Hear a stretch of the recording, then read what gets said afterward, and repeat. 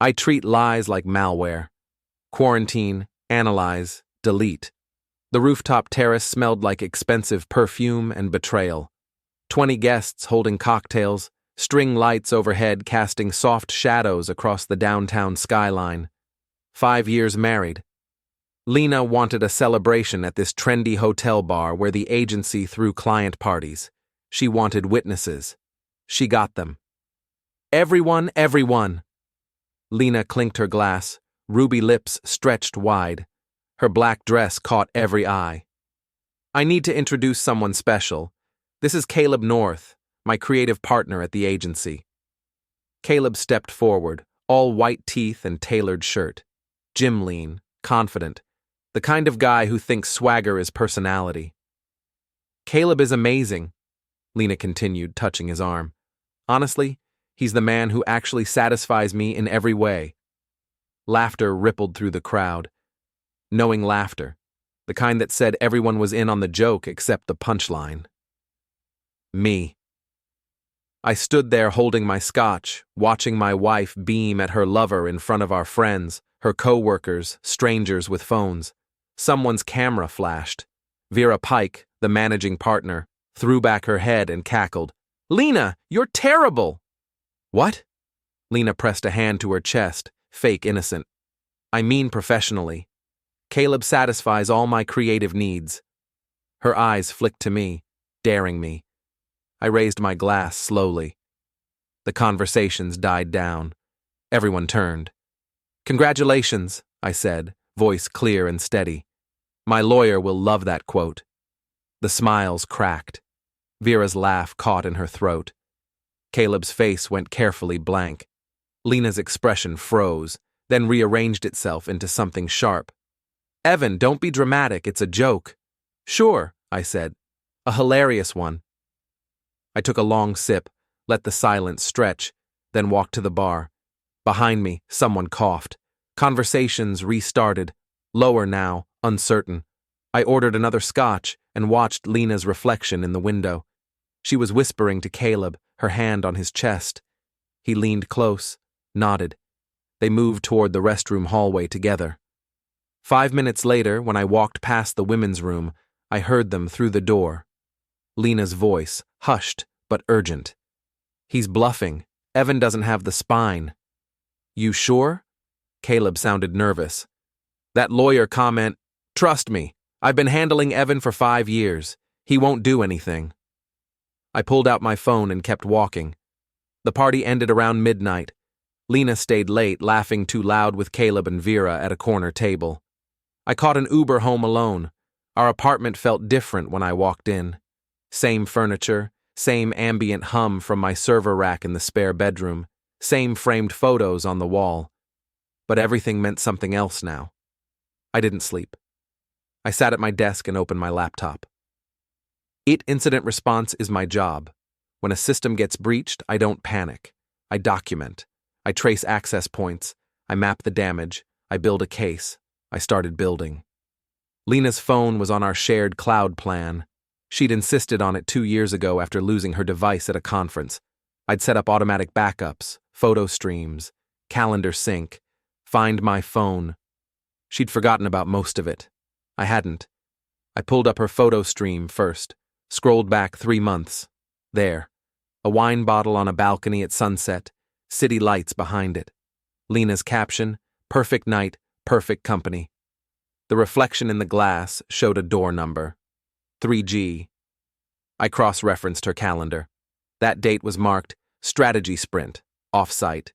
Her Instagram stories told more, matching bracelets in 6 different photos over 2 months, thin silver bands with tiny compass charms. Caleb wore the same one in his gym selfies. I made a folder, started filing screenshots. At 3:12 a.m., I heard keys in the lock. Lena came in quietly, heels in her hand, makeup smudged. "You're still up?" She frowned at me in the doorway. "Couldn't sleep," I said. "The party was just a joke, Evan. Everyone knows that." "Sure." She waited for more. When I didn't give it, she sighed and went to the bedroom. I heard the shower run. I went back to work. By dawn, I had a timeline. 16 overnight trips where her phone's location data showed Caleb's building.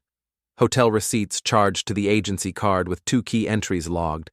A Lyft pickup at 2:47 a.m. from his address 3 weeks ago. At 7, my phone rang. Unknown number. Evan Hale? A woman's voice, tight and professional. Speaking. This is Vera Pike. I'm calling from the 14th precinct. There's been an incident. I sat up straighter. What kind of incident? Caleb was involved in an altercation last night, a parking dispute at the hotel garage. The other driver is pressing charges. I need you to help me with something. Help you? Lena needs to provide Caleb an alibi. If she confirms they left together in his car at 11:30, this goes away. But she's not answering her phone. I need you to convince her to text him. Please. This could damage the agency's reputation. I let that sit for 3 full seconds. You want me to ask my wife to lie to the police about where she was with her lover last night? Vera's breath caught. Evan, I didn't mean... I'll look into it, I said, and hung up. Lena was still asleep. I made coffee and watched the sunrise through our apartment window. The city looked different when you knew the truth. Every glowing window was a lie running smoothly, unseen. Every reflection, a distortion. At 8, she padded out of the bedroom in one of my old shirts, hair tangled, eyes puffy. You're up early. I never went to sleep. She hesitated, reading the temperature in my voice. You're still upset. Upset? I turned from the window. No, just taking inventory. Inventory? Of everything I've lost and everything I still have. She rolled her eyes. Evan, please. It was a joke. I already told you that. You told me that twice now. Once last night in front of everyone and again this morning. Doesn't make it true. Her jaw tightened. Are you going to punish me for making a joke? You're overreacting. Maybe, but that depends on how you define a reaction. I let her stew in silence for a few seconds, then added, Vera called me. Her face paled. What? She said Caleb got into some trouble. Wanted you to text him an alibi. Her lips parted, searching for words. That... She wasn't supposed to call you. Apparently not. I took a sip of coffee. She said you weren't answering. I turned my phone off last night. Right. After spending the night with Caleb. She froze. What? Don't lie, you're terrible at it. Her eyes flicked to the hallway, as if calculating distance, escape. Then she exhaled. You've been spying on me. Monitoring, I corrected, like I do with any compromised system. That's sick, Evan. No, Lena. What's sick is standing in front of 20 people and humiliating your husband for fun. What's sick is pretending to be faithful while using agency cards for hotel rooms. Her voice rose. You don't know what you're talking about. I know about the balcony photo, the bracelets, the Lyft logs. You're not subtle. She stared at me, trembling slightly, then turned away. You've lost it. Maybe. I picked up my laptop and started typing again. But at least I have backups. She went quiet for a long time. Then, softly, what are you going to do? I haven't decided yet. Lena wrapped her arms around herself, staring out the window. You'll ruin both of us if you go to Vera. The agency will implode. I don't care about the agency. What about me? Exactly. I let the words hang there until she turned and walked back into the bedroom, slamming the door. When she left for work 2 hours later, she barely looked at me. I watched her go, then sat down and opened a new document. I titled it, Incident, Report, Lena North 1. I treated it like any breach. Facts first, evidence second, analysis last, date of exposure, unknown. Confirmed compromise, July 14th, rooftop event.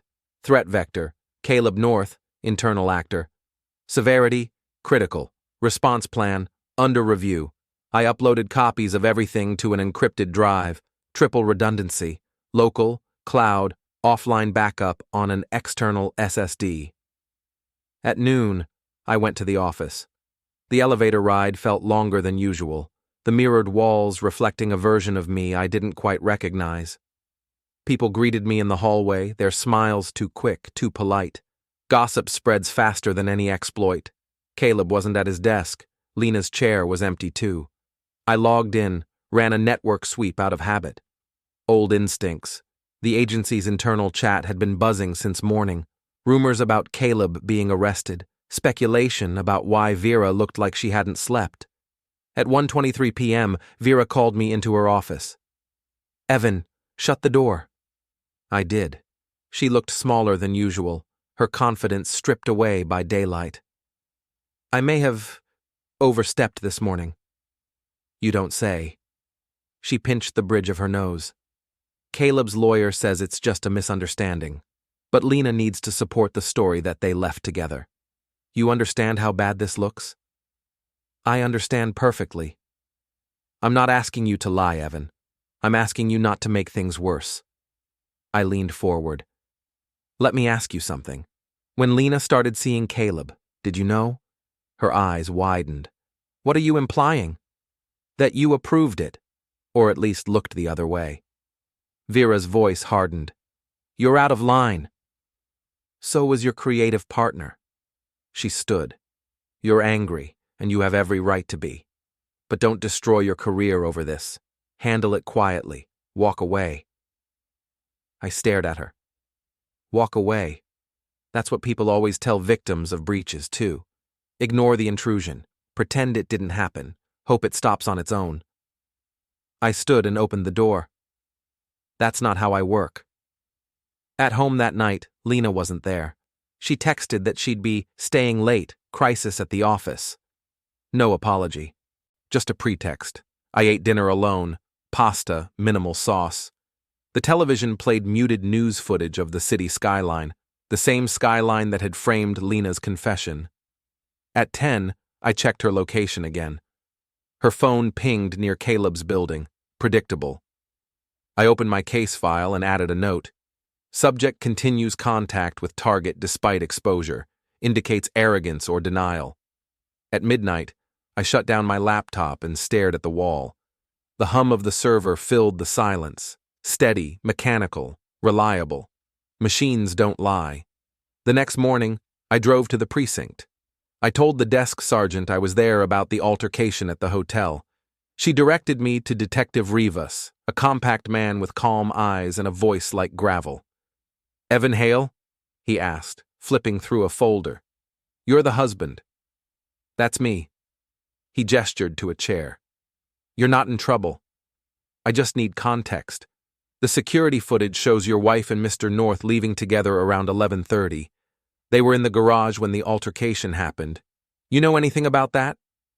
"I know she was there," I said. "I don't know what started it." Rivas studied me.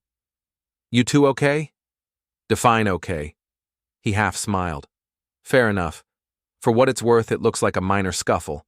Charges will probably get dropped. But something about this guy North, he's nervous. Like he's waiting for something worse to happen." I nodded. Maybe he should be. When I left the station, I didn't go to work. I drove aimlessly for a while, thinking about everything I'd documented. Every log, every timestamp, every moment Lena thought was private. I thought about the first time we met. An agency mixer, cheap wine, her laugh cutting through the noise. I remembered the way she'd looked at me when I fixed her crashed laptop in 5 minutes flat. "You're a lifesaver," she'd said. I'd thought it was the start of something real. Turns out, it was just the first deployment of her charm offensive. By evening, my plan was clear. At home, I set up a private server instance. Encrypted, invitation only, accessible through a temporary link. I uploaded the entire case file. Photos, logs, receipts, transcripts, labeled folders, professional presentation. I drafted an email addressed to Vera, CC to the agency's board, subject line, security breach, internal compromise. Before sending, I hesitated. Once the email went out, there'd be no undoing it. Careers would end, reputations would burn. Then I remembered the rooftop, the laughter, the camera flash, Lena's smug little smile. I clicked send. The next morning, my inbox exploded. Vera called 12 times before noon. Lena texted once. "What did you do?" I didn't answer. By afternoon, Caleb's Instagram was gone. His LinkedIn listed freelance creative consultant. The agency issued a bland press release about restructuring. Lena came home that night shaking. "You destroyed everything." I looked up from my monitor. "No, I disinfected it." "You're insane." "Maybe, but I'm thorough." She paced the room, hair wild. "You think this fixes anything? You humiliated me. You humiliated yourself." "Did I?" "Because from where I'm sitting, I just executed an incident response. Identified the threat, neutralized the vector, and contained the spread." Her voice broke. "You don't even sound human." "That's because emotions cloud judgment. You taught me that." She stared at me for a long time, then whispered, "I hate you." "Quarantine confirmed," I said. She left. Bags in hand, no goodbye. The door clicked shut. I sat there, listening to the silence stretch again. Then I opened a new log entry. Status: threat removed. Collateral damage: acceptable. System stability: pending review. Weeks passed. The apartment grew quieter. Her things disappeared one by one. The framed photos came down. I replaced them with abstract art: geometric, symmetrical, sterile. At work, I got reassigned to a new client, a cybersecurity firm ironically named Trust Edge. Ironic because trust is what collapses first. Every now and then, I'd get anonymous emails, snippets of gossip.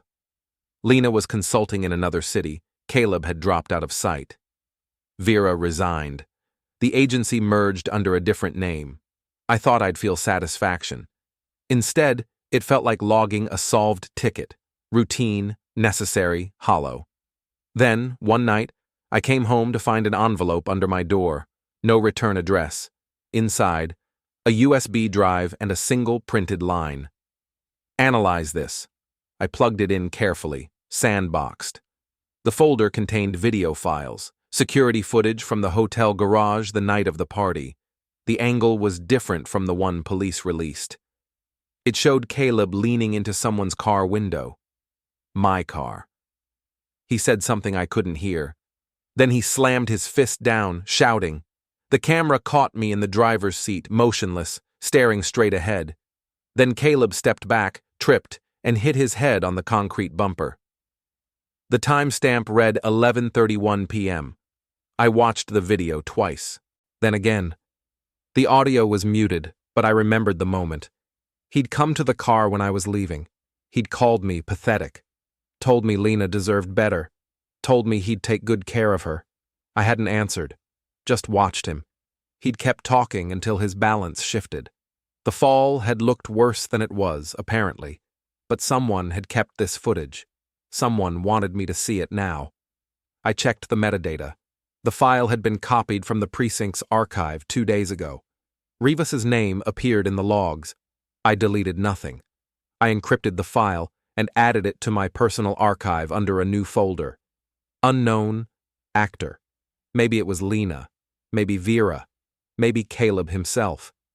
Didn't matter. Every breach has residual data. Every deletion leaves ghosts. That night, I dreamed of the rooftop again. String lights flickering, Lena laughing, the skyline watching. Except this time, when she said Caleb satisfied her in every way, no one laughed. They all turned toward me, faces blank, waiting for my response. I woke up drenched in sweat. In the dark, I realized something. I hadn't closed the case. I'd only isolated it. The infection wasn't gone. It had just changed form. I logged into my private server and started typing a new entry. Case continuation, psychological residue, symptoms, recurring imagery, insomnia, detachment, remediation, unknown. I stared at the cursor blinking like a heartbeat. Maybe that's what betrayal really is, not the act itself, but the persistence of corrupted code. You patch it, rebuild, secure the perimeter, but somewhere deep inside, a backdoor remains. By sunrise, I'd built a new firewall protocol for personal data, something no one else could access. Encrypted diaries, memory partitions, a digital vault for truth. The first file I stored there wasn't about Lena, it was about me. Identity. Audit. Evan Hale. Findings. Integrity compromised by trust. Emotional vectors exploited. Response effective but unsustainable. Recommend isolation until further calibration. I closed the entry. At 8:30, my neighbor knocked. Noah was the building super, 60 years old, missed nothing. He held a toolbox and a knowing look. "Heard you come in alone last night," he said. "Yeah." "Saw Mrs. Hale about 3 hours later. Looked like she had a rough evening." "Did she?" "Yep." He scratched his jaw. "Also saw her leave with that same guy last Thursday. The one with the fancy car. He parked in the loading zone. I had to ticket him." I poured Noah a coffee. "You keep good records?" "Building logs, parking violations, security cam timestamps. Part of the job." "I might need copies of those." Noah studied me. "Your business, Evan, but I got them if you need them." After he left, I opened my laptop and created a new folder. Labeled it Project Quarantine. At 9, Lena stumbled out of the bedroom, hungover and irritable. "Your boss called," I said. She froze. What did she want? "Caleb got arrested. Parking dispute turned into assault. Vera wants you to give him an alibi." "Oh, God." Lena grabbed her phone, scrolled frantically. "When did this happen?" "Around 2 a.m. at the hotel garage." She looked up at me, calculating. "What did you tell Vera?" "That I'd look into it." "You will?" "I'll look into it," I repeated. "But I want something first." Her eyes narrowed. "What?" "The truth. Tonight. No more jokes about work husbands. No more lies. You tell me everything, and I'll consider helping with the alibi." Lena opened her mouth, closed it, finally nodded. "Fine. Tonight." She grabbed her purse and left for the office. The door clicked shut. I finished my coffee and got to work. The parking garage at the hotel had security cameras. I called the property manager, identified myself as a resident who'd witnessed a disturbance, and asked if I could view footage for my insurance claim. He told me the same thing he'd told everyone else. Proper requests only, no cash offers accepted. Cash offers. Interesting. I drove to the precinct and asked for Detective Morton. He came out looking bored, mid-50s, coffee-stained tie. "Evan Hale, I witnessed part of the altercation last night at the Meridian Hotel garage." Morton pulled out a notepad. "You see what happened?" "I saw the aftermath. 2 men arguing over a towed vehicle. The tow company had records showing the spot was illegal. I took some photos of the damage to nearby cars for my own documentation." I showed him my phone. Pictures of Caleb's car with a distinctive scrape on the rear bumper. A concrete pillar with matching paint transfer. "This helpful?" I asked. Morton shrugged. "Maybe. You willing to make a statement?" "Sure." I spent 30 minutes giving a detailed, factual account. When I finished, Morton said, "You're pretty thorough for a civilian witness." "IT incident response. I document everything." He grunted. "Wish more people did." I left the station and drove across town to the agency building. Glass walls, exposed brick, aggressively trendy. I'd been there twice before. Both times, Lena had introduced me as her husband in the same tone people use for furniture. The receptionist recognized me. "Evan, hi. Are you here to see Lena?" "Just dropping off coffee," I said, holding up 2 cups. She had a rough morning. "Oh, she's in the conference room with Vera, 3rd floor." "Thanks." I took the elevator up, walked past the conference room window, saw Lena and Vera leaning close over a laptop, tense. Caleb sat apart, arms crossed, looking pale. I didn't go in. Instead, I found Mara Quinn at her desk outside Lena's office. Mara was 24, overworked, underpaid, and always looked like she wanted to scream. "Hey, Mara, Lena around?" "Conference room. Some crisis with a client." She rubbed her eyes. "I've been here since 6 a.m. printing damage control materials. Sounds brutal. You have no idea. She lowered her voice. Between you and me, this place is a mess. Lena's been doing 3-hour client lunches that don't have clients on the calendar. Vera's been pulling weird moves with vendors, and Caleb... She stopped herself. Sorry, I shouldn't vent. It's fine. You need more coffee? God, yes. I handed her the second cup. Take care of yourself, Mara. She looked at me like I'd spoken a foreign language. Thanks, Evan. I left the building, got in my car, and sat there for 10 minutes reviewing what I'd learned. Vera tried to buy security footage with cash. Caleb's car had evidence of reckless driving in a garage. Lena's assistant knew about unexplained absences. I drove home and added everything to Project Quarantine. At 6 p.m., Lena came through the door. She looked exhausted. We need to talk, she said. I closed my laptop. Go ahead. She sat on the couch, hands folded, professional posture, damage control mode.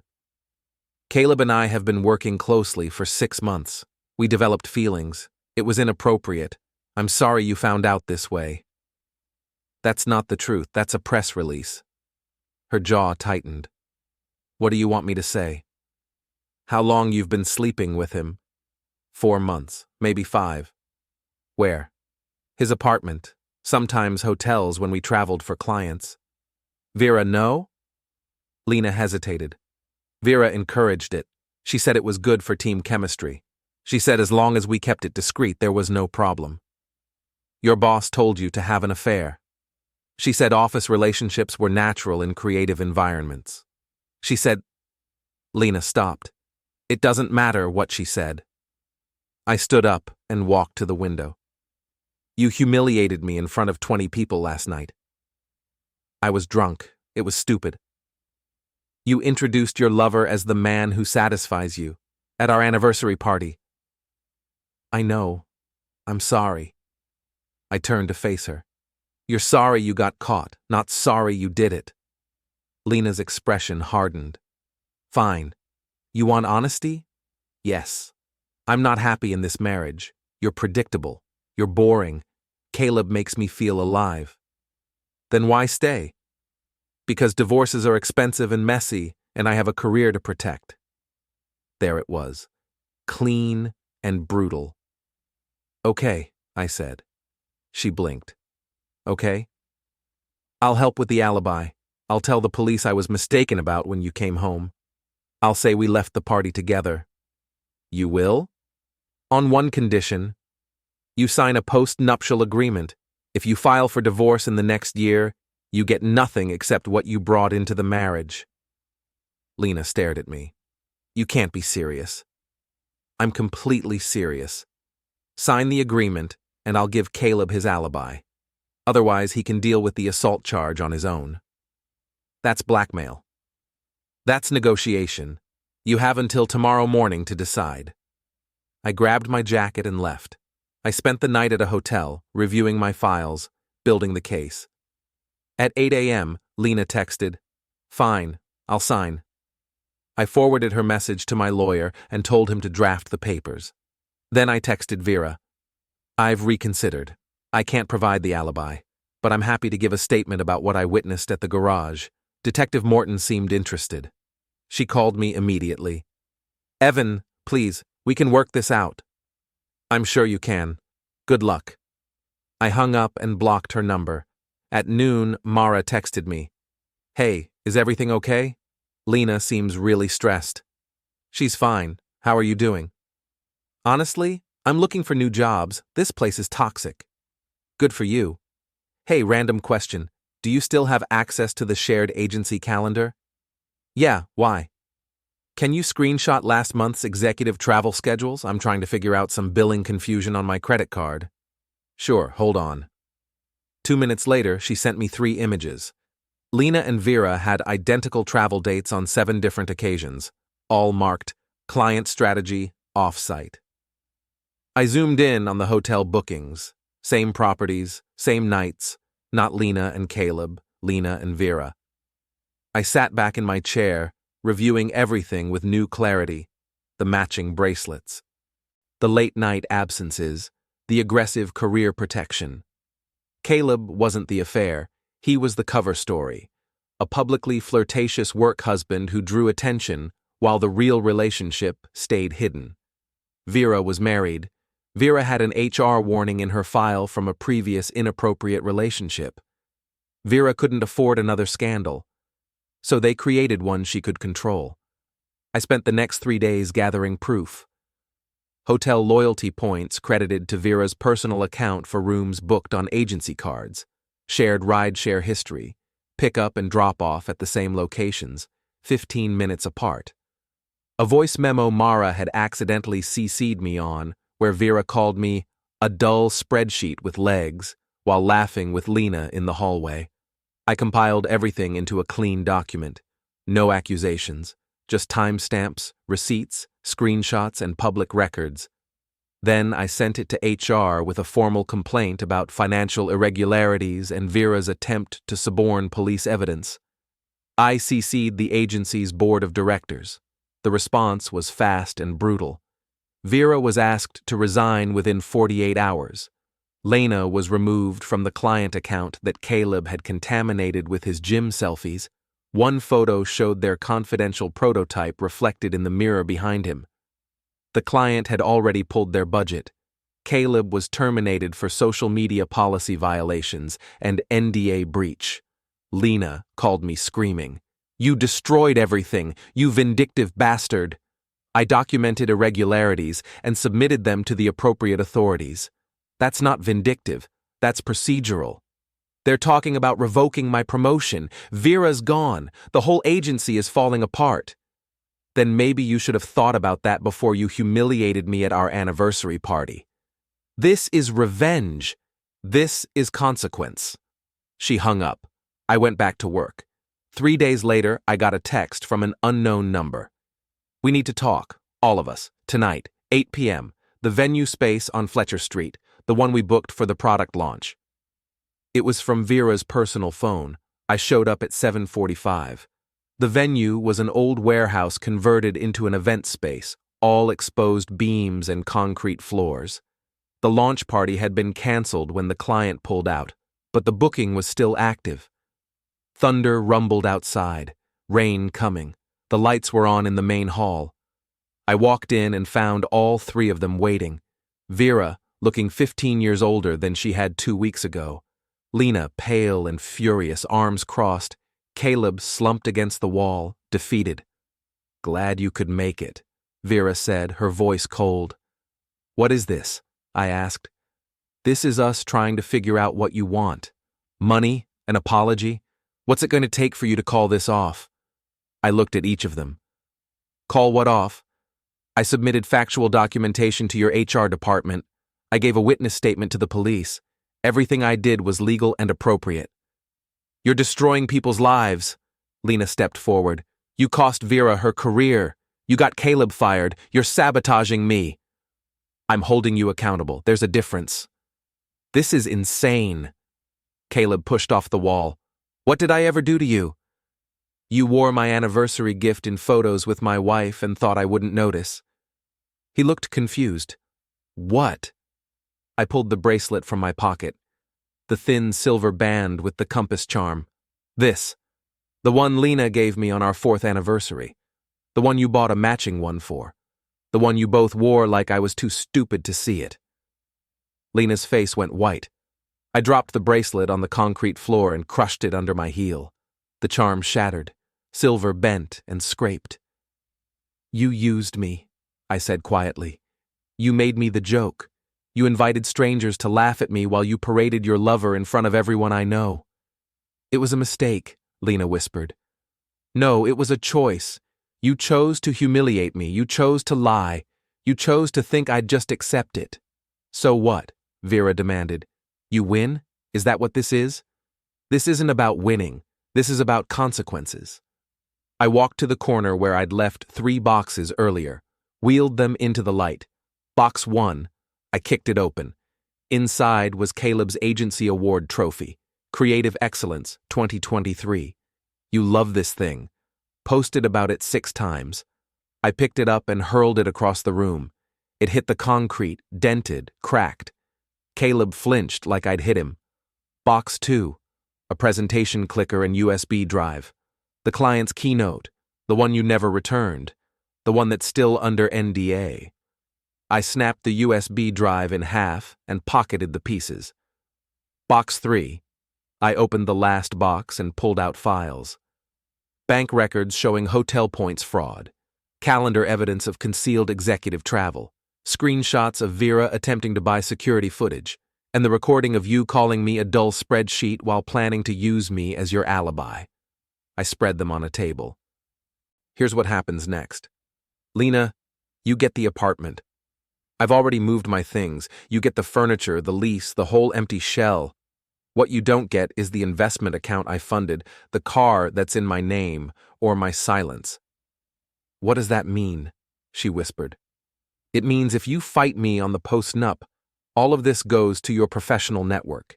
Every contact, every client, every person you want to work with in the future. That's blackmail, Vera shouted. No, that's leverage, the same kind you tried to use on me when you called from the police station. Lightning flashed outside. The overhead lights flickered. You can't do this, Lena said. I already have. Vera lunged for the laptop on the table, trying to grab the files. You bastard! I yanked the power cord. The laptop died. The lights popped, and the whole hall dropped into darkness, except for one emergency floodlight over the exit. Their faces frozen in the harsh white glow, shocked, helpless. Sirens wailed in the distance, getting closer. The venue caretaker must have heard the shouting and called it in. I walked toward the exit, passing Caleb in the shadows. I stopped next to him and leaned close. You were a useful symptom, I whispered. Nothing more. Then I pushed through the doors into the storm. Rain hammered down. Thunder cracked overhead. I walked to my car, got in, and sat there for a moment, watching water sheet across the windshield. Behind me, red and blue lights painted the warehouse walls. I started the engine and drove away. They could have the questions, the explanations, the mess. I had what mattered.